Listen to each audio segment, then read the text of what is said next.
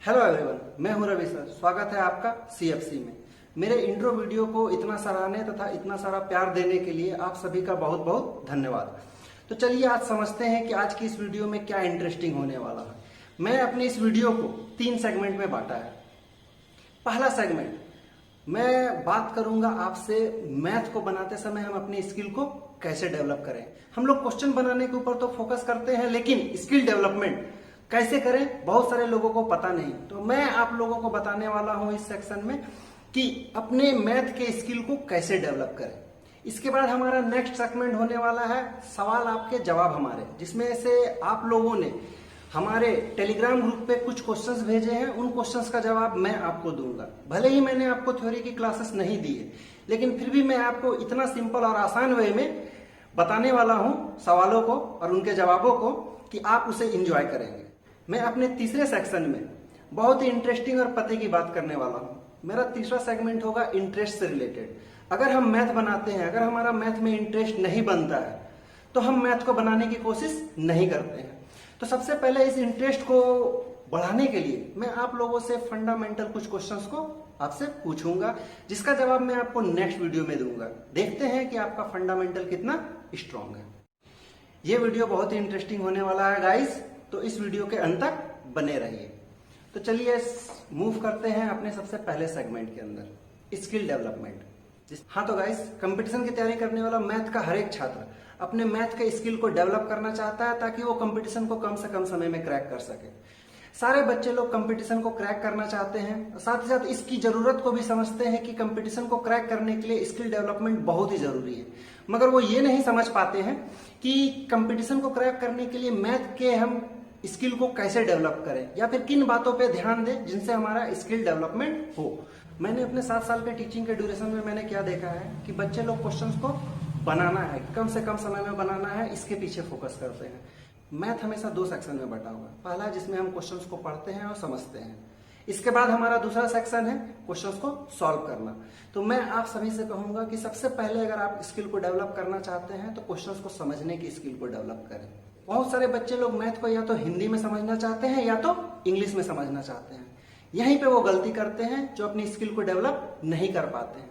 मैं उनसे कहूंगा कि मैथ को ना तो आप हिंदी में समझने की कोशिश करें, ना तो इंग्लिश में समझने की कोशिश करें। मैथ को मैथ की भाषा में समझने की कोशिश करें।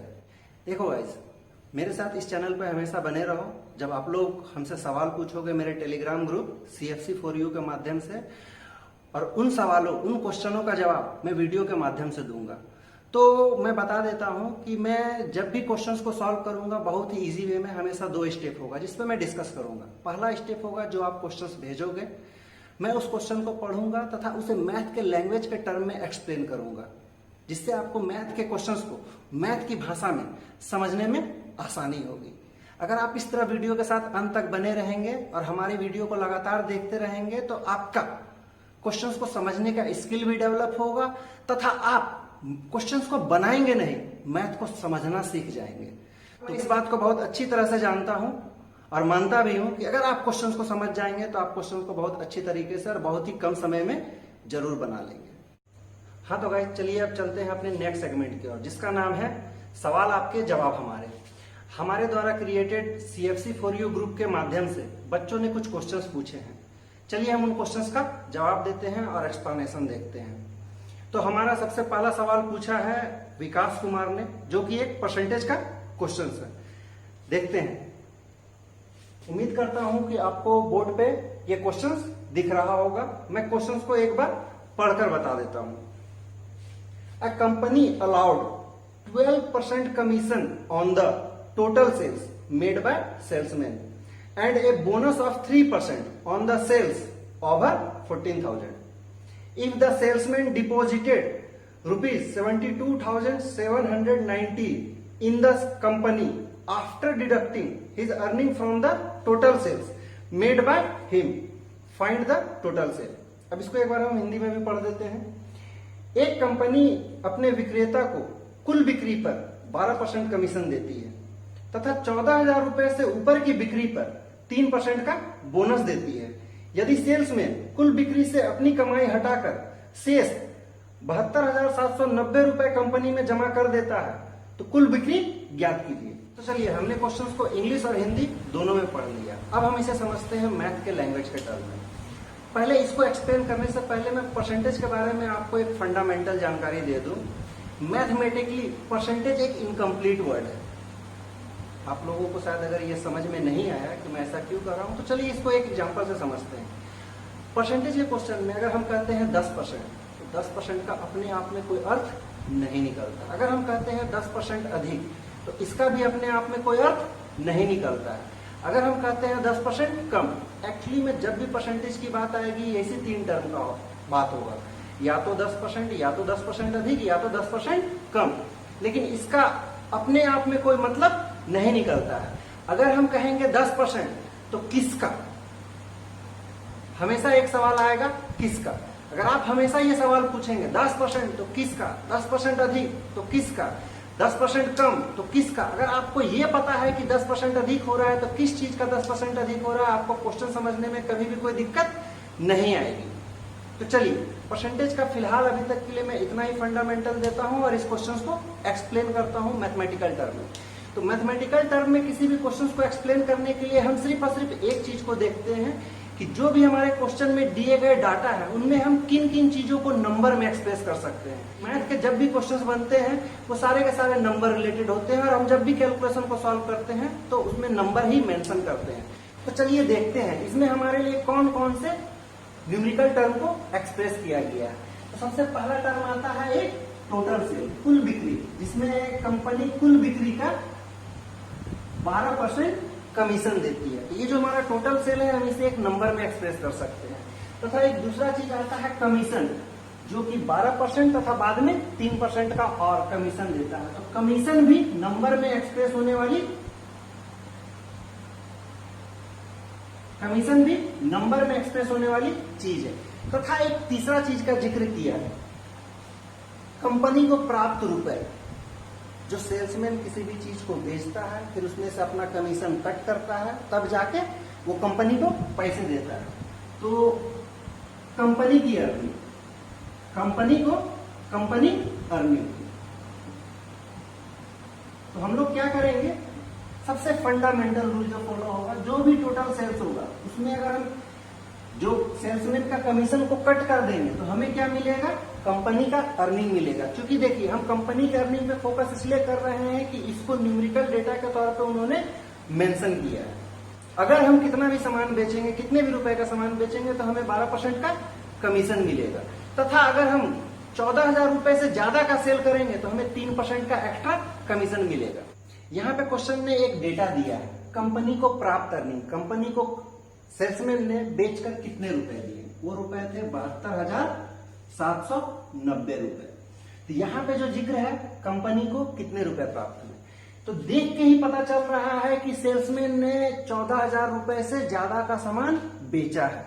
तो सबसे पहले दिए गए शर्तों के हिसाब से देखते हैं कि सेल्समैन ने अगर 14,000 रुपए का सामान बेचा तो उसे कमीशन कितना मिलता है, 12% का। चूंकि यहाँ पे हमें सेल्समैन का कमीशन नहीं जानना है, सेल्समैन को कमीशन काटने के बाद कंपनी को कितना रुपए मिलता है वो चीज देखना है। तो 14,000 रुपए का सामान बेचा, सेल्समैन को मिलेगा 12% का कमीशन, तो कंपनी को कितना मिलेगा, इस 12% को कट कर देते हैं, 100 में से घटा देते हैं तो कितना हो जाएगा 88%। तो 14,000 का 88% रुपए, ये पैसे कंपनी को मिलेंगे अगर वो 14,000 रुपए का सामान को बेचेगा। लेकिन जहां तक हम देख रहे हैं क्वेश्चन ने बताया है कि सेल्समैन ने 14,000 रुपए से सामान ज्यादा का सामान बेचा है, मगर कितना रुपए ज्यादा का सामान बेचा है हमें ये पता नहीं है। तो मान लेते हैं कि वो है x रुपए। लेकिन यहाँ पे हमारा दिया गया दूसरा कंडीशन ये है कि 14,000 रुपए से ज्यादा का सामान बेचने पे हमें 3% का एक्स्ट्रा कमीशन मिलता है। कहने का मतलब कि हमें कितना परसेंट का कमीशन मिलेगा, 15% का। देखो 12% का कमीशन तो यहाँ पे सेल्समैन ने ले लिया, लेकिन जब वो इस x रुपए के सामान को बेचेगा तो कितना परसेंट का कमीशन लेगा, 15% का कमीशन लेगा। अगर वो कमीशन सेल्समैन 15% का लेगा तो कंपनी को कितना रुपए मिलेगा, 100 में से घटा देंगे वो बचेगा x का 85%। अभी तक क्वेश्चन ने जितना भी कहा था हमने उसे मैथमेटिकल टर्म में एक्सप्लेन कर दिया। अब इस क्वेश्चन को सॉल्व करने से पहले सबसे पहला चीज जो जरूरी है, अगर आपको ये पता नहीं है तो आप बहुत बड़ी गलती कर सकते हैं। तो मेरा एक कॉन्सेप्ट है गर्लफ्रेंड बॉयफ्रेंड का छेका करो। इसका एक मतलब समझाते हैं अच्छे से। अगर आप पूरा क्वेश्चन पढ़ लिया, पूरा क्वेश्चन समझ गए, अगर आपको अंत तक ये पता नहीं रहता है कि निकालना क्या है, तो आपका पूरा क्वेश्चन समझना बेकार है, आपका क्वेश्चन बनाना बेकार है। मोस्टली लोग क्या करेंगे गलती, इस x का वैल्यू को निकाल के रख देंगे, पर एक्चुअल में क्वेश्चन ने ये x निकालने नहीं कहा है। ये 14,000 से ज्यादा जितना का सामान बेचा x, तो ये वो रुपया है। एक्चुअली में टोटल कितना रुपया का सामान बेचा, तो सेल्समैन ने कितना का सामान बेचा, यहाँ पे हम देखते हैं कि सेल्समैन ने 14,000 रुपया का सामान बेचा, जिसपे उसे 12% का कमीशन मिला था, तथा 14,000 से ज्यादा x रुपए का सामान बेचा था, इस पर उसे 15% का कमीशन मिला। तो सेल्समैन ने भी कितने रुपए का सामान बेच दिया, 14,000 प्लस x रुपए का। अब हम इसको सॉल्व कर लेंगे तो हमारा आंसर आ जाएगा। अब देखते हैं इसका सॉल्यूशन प्रोसेस। देखो, इस क्वेश्चन को बार बार लंबा तरीका से लिखने का जरूरत नहीं है। हम जानते हैं कि इसके सवाल का जवाब देने के लिए अगर हमें सिर्फ x का वैल्यू पता चल जाएगा, जो कि हमें पहले इक्वेशन से पता चल जाएगा, उसमें से हम 14,000 रुपया को जोड़ देंगे तो हमारा आंसर आ जाएगा कि कंपनी का कितने रुपए का सामान सेल्समैन ने बेच दिया। तो चलिए इसे अब सॉल्व करते हैं। सबसे पहला है कि क्वेश्चन को देखते हैं कि 2 टुकड़ों में बांटा हुआ है। ये हुआ मेरा पहला सेक्शन, प्लस ये हुआ मेरा दूसरा सेक्शन, ये हुआ इक्वल टू के पार का तीसरा सेक्शन। तो हमें x को निकालना है, तो नंबर को हम नंबर की तरफ भेजने की कोशिश करेंगे। तो सबसे पहले इसे सॉल्व करते हैं। कर दिया। तो गाइस अब हम देखते हैं 140 गुना 88। हम एक टेबल पढ़ देते हैं 14 का। सबसे पहले एक 0 है तो 0 ले लिए, 14 8 72 से 112, हाथ में क्या बचेगा 11, 14 8 72 से हाथ में क्या बचेगा 11, 14 8 72 से, कहने का मतलब है 112 और 11, 112 और 11 123, 12,320 रुपए। ये 12,320 रुपए कंपनी को मिले। टोटल कितना मिला था 72,790 रुपए। अब इस टर्म को हम उठा के इधर ले आके माइनस कर देंगे, 12,320 रुपए। अब इससे क्या होगा कि ये मेरा पूरा का पूरा यहाँ का टर्म खत्म हो जाएगा। अब आप देख सकते हैं कि अब हम इस टर्म को कट कर सकते हैं। हमने कट कर दिया, हमें अगले लाइन पे भी जाने की जरूरत नहीं पड़ी। अब हम क्वेश्चंस को यहीं पे सॉल्व करेंगे इसी लाइन में। अब हम इसको सब्ट्रैक्ट करते हैं। सब्ट्रैक्ट करने के बाद कितना रुपया आता है, 9 में से 2 गया 7, 7 में से 3 गया 4, 2 में से 2 गया 0, 7 में से 1 गया 6, 60,470 रुपए। तो x का 85% इक्वल टू 60,470 रुपए। अब हमें क्या करना है, x का वैल्यू निकालना है। तो 100 जाहिर सी बात है इधर जाके मल्टीप्लाई हो जाएगा और 85 इधर जाके डिवाइड हो जाएगा। अगर हम x को अकेला रखते हैं तो 60,470 गुना 100/85। अब चलो इसको फटाफट सॉल्व करने की कोशिश करते हैं। देखो, जब भी क्वेश्चंस को सॉल्व करना होता है ना, तो मैं बार बार कहता हूं, अगर आपको 20 तक का टेबल पता है तो आप क्वेश्चंस को बहुत इजीली सॉल्व कर सकते हैं। तो सबसे पहले मैं इसे 5 से कट करूंगा।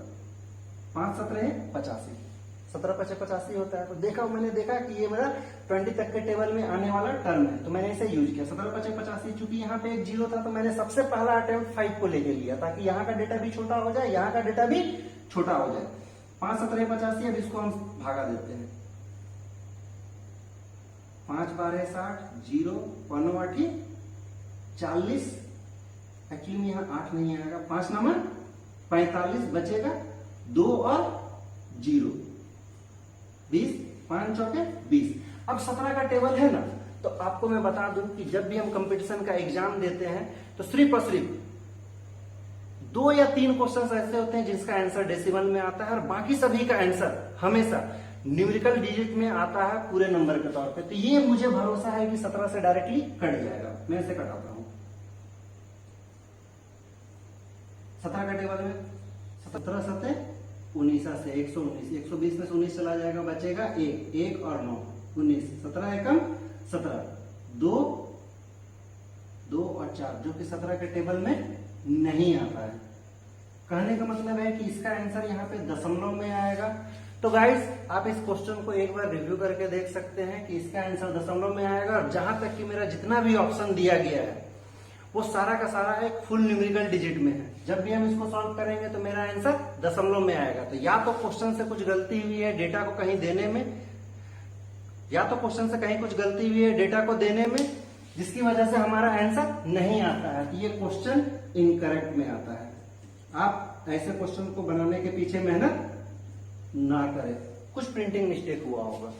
तो चलिए गाइज, हमने देखा कि क्वेश्चंस को हम कितना इजी वे में समझ सकते हैं और उसे बनाने की कोशिश कर सकते हैं। हमसे अब एक नेक्स्ट क्वेश्चन पूछा गया है अभिषेक कुमार के द्वारा।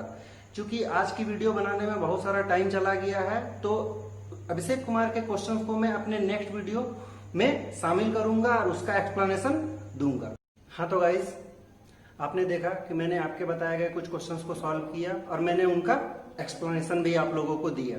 अगर आप लोगों को वीडियो पसंद आई हो तो फटाफट से इस वीडियो को लाइक कर दे। अगर आपने अभी तक हमारा चैनल सब्सक्राइब नहीं किया है तो उसे सब्सक्राइब कर ले तथा बेल आइकन को भी दबा दे, ताकि जब भी इसमें कभी भी कोई वीडियो अपलोड हो तो उसका नोटिफिकेशन आपको मिलता रहे। तो चलिए आते हैं अब हम अपने नेक्स्ट सेगमेंट की ओर है, जिसमें मैं बात करूंगा आपसे इंटरेस्ट के बारे में। मैथ को बनाते समय हम अपना इंटरेस्ट कैसे बनाएं। अगर हम मैथ बनाते समय अपना इंटरेस्ट को बनाए रखते हैं तो हम ज्यादा देर तक बैठकर क्वेश्चंस को सॉल्व कर सकते हैं। एक्चुअली में हम सारे स्टूडेंटों के साथ एक प्रॉब्लम क्या होती है, अगर हमसे क्वेश्चन बनता चला जाता है तो हम क्वेश्चन बनाते चले जाते हैं, 1 2 3 4 10 20 तक चले जाते हैं। लेकिन सपोज करो बीच में अगर एक क्वेश्चन हमसे नहीं बनता है तो मन थोड़ा सा खट्टा हो जाता है। फिर लगातार अगर दूसरा क्वेश्चन नहीं बना तो मन फिर से थोड़ा सा खट्टा हो जाता है। अगर 3 क्वेश्चन नहीं बना तो पक्का रखिए कि जहां तक मैं जानता हूं कि आपका बुक बंद हो जाएगा। तो गाइस, आप लोग जरूर समझ गए होंगे इस बात को कि मैथ को बनाते समय उसका इंटरेस्ट का होना क्यों जरूरी है। देखो, क्वेश्चन ना बनने का सबसे बड़ा फैक्टर मैं हमेशा एक ही बात कहूंगा कि आप शायद क्वेश्चन को सही से समझ नहीं पाए। अगर क्वेश्चन को सही से समझ पाए होते तो आप क्वेश्चन को सही से अप्लाई करेंगे और उसे बना लेंगे। तो चलिए, मैं चेक करना चाहता हूं कि आप लोगों का मैथ का फंडामेंटल कितना स्ट्रांग है, मैथ को आप कितनी अच्छी तरीके से समझते हैं। कोई क्वेश्चन आपसे जो कहना चाह रहा है, क्या आप उसे वाकई में सही तरीके से समझ रहे हैं। चलिए इसे कुछ क्वेश्चंस के माध्यम से समझते हैं। तो चलिए मैं एक क्वेश्चन ले लेता हूं।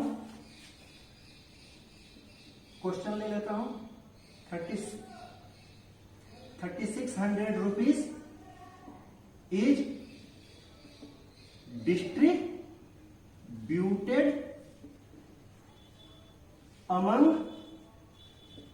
P's three sons, A, B and C। मैंने पूरा क्वेश्चन नहीं लिया, मैं सिर्फ एक लाइन को लिया हूं। मैं जानना चाहता हूं कि आप इस क्वेश्चन को सही से समझ पाए हैं या नहीं पाए हैं। इसको मैं हिंदी में भी लिख देता हूं। 3600 रुपए को पी के 3 पुत्रों ए, बी तथा सी के बीच बांटा गया।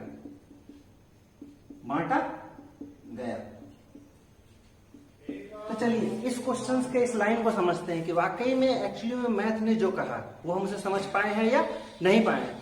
अगर हमको इसे मैथमेटिकल टर्म में लिखने के लिए कहा जाए तो हर स्टूडेंट ऐसा लिखेंगे, 3600 बराबर ए प्लस बी प्लस सी। तो गाइस, आप सभी लोग भी मेरी जगह पर रहते तो यही लिखते हैं। चलो यहां तक तो आप लोगों को समझने में कोई दिक्कत नहीं हुई। क्वेश्चन का एक लाइन जो कहा आपने उसे मैथमेटिकल टर्म में एक्सप्रेस कर दिया। पर मेरा कहना है कि क्या आप क्वेश्चंस को वाकई में समझ रहे हैं। तो मेरा सिर्फ एक सवाल का दीजिए, क्या है बी। बहुत सिंपल सा क्वेश्चन है। अगर आप इसे मैथ की भाषा में समझना चाहते हैं तो देखते हैं। बहुत सारे लोगों का जवाब आएगा, सर बी एक पर्सन है। सबके दिमाग में जो पहला जवाब आएगा वो यही होगा। कुछ एडवांस थोड़ा सा सोचेंगे तो कहेंगे कि पी का पुत्र है। अगर आपके दिमाग में ऐसे ख्याल आ रहे हैं तो आप क्वेश्चंस को बिल्कुल भी नहीं समझ पा रहे हैं। फंडामेंटल में आपसे एक सवाल पूछूंगा, जो आपने जवाब दिया कि बी एक पर्सन है, बी एक पुत्र है, क्या मैथमेटिक्स में ऐसा पॉसिबल है? Person plus person plus person equal to rupees हो। मैथ हमेशा सेम यूनिट फॉलो करता है। अगर इधर रुपीज है तो इधर भी रुपीज होना चाहिए। तो गाइस, मैं आप लोगों को यह बताना चाह रहा था कि क्वेश्चंस बनाते समय जो हमारी एक गलत सोच होती है या क्वेश्चन को जो एक सही तरीके से नहीं समझ पाते हैं, वो हमें गलत डायरेक्शन में लेके जाता है। और अगर क्वेश्चन का लेंथ अगर इसी तरह से थोड़ा लंबा हो जाए, एक लाइन के बजाय 2 लाइन, 3 लाइन और 4 लाइन का क्वेश्चन हो जाए, तो हम क्वेश्चन को सही से इंटरप्रेट भी नहीं कर पाएंगे। तो मैथ के लैंग्वेज को समझना बहुत ही जरूरी है। मैं इसके लिए आपको एक वीडियो भी बना के देने वाला हूं कि मैथ का भाषा क्या होता है, मैथ को लैंग्वेज को हम समझने की कोशिश कैसे करेंगे, और पूरे मैथ के चैप्टर के सारे चैप्टर का सारांश, आखिरकार वाकई में मैथ हमसे क्या चाहता है, मैं इसके लिए भी एक वीडियो बना के अपलोड करने वाला हूं। तो चलिए, हमने ये देख तो लिया कि हम क्वेश्चन को समझने में किस तरह की गलती करते हैं और कहां से गलती कर सकते हैं। अब मैं आता हूं आपसे एक नेक्स्ट क्वेश्चन के लिए। मैं चेक करना चाहता हूं कि क्या आप वाकई में बोडोमास जानते हैं। सभी बच्चे लोग जानते हैं कि बिना बोडोमास के रूल का फॉलो किए हुए मैथ बनना पॉसिबल नहीं है। तो चेक योरसेल्फ, क्या आप बोडोमास जानते हैं। तो चलिए, मैं आपको देता हूं एक क्वेश्चन, आपको उन्हें सॉल्व करना है और जवाब देना है। मैं चाहूंगा कि पहला अटेम्प्ट में आपका जवाब सही हो। अगर पहला अटेम्प्ट में आपका जवाब सही नहीं हुआ तो कहने का मतलब है कि आप बोडोमास के फंडामेंटल को भी सही तरीके से नहीं समझ रहे हैं। एक्चुअली में मैं इस सवाल का जवाब भी क्लियर करूंगा। तो सबसे पहले आते हैं क्वेश्चन को देखते हैं। तो मेरा बोडोमास का क्वेश्चन है, इसे गौर से देखिए। 36 divided by plus 1 equal to 1। दूसरा क्वेश्चन है 36 डिवाइडेड बाय